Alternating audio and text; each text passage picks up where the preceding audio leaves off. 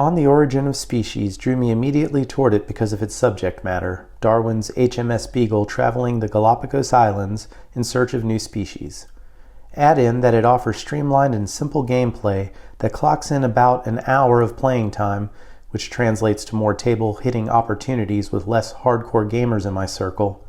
Finally, polish all of the above with evocative, thematic art and colors.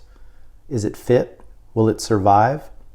And on the Origin of Species, 2 to 4 players take simple turns either placing cubes on species tiles or spending previously placed cubes to discover more valuable species. As these discoveries are made, the discovering player will gain points, draw cards, and advance the HMS Beagle on its journey through the islands. At 3 locations along the route, players will score objectives that are randomly drawn at the game's beginning. Once the Beagle makes it to the final space on the board, the journey ends and the player with the most points wins. Endgame point totals are easily calculated, adding just a point for each tile a player has collected during the game, as well as scoring 1 public objective card. The cards that players acquire can be used to provide bonus resources, break placement rules for tiles, and some will simply be held for set collection points during mid and endgame objectives. One of my favorite aspects of the game is the strategy involved in placing species tiles as they are researched.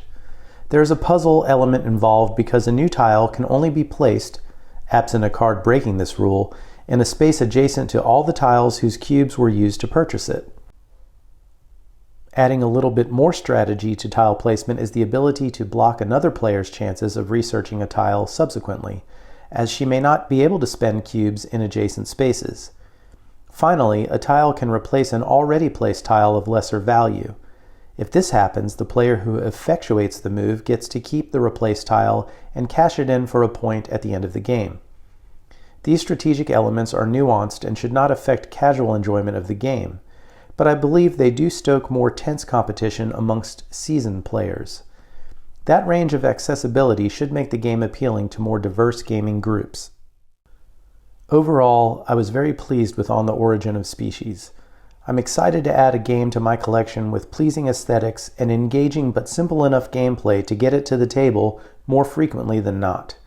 I think the game could provide a solid amount of fun for more advanced board gamers who are looking for relaxing more than cutthroat gameplay. There is still a decent interaction there, but not in-your-face interaction. In addition, the game's allowance for randomizing starting locations, mid-game objective cards, and end-game scoring cards provides a good bit of replayability and modularity. Appropriately, this game's adaptability should equate to its survivability. I sure hope so.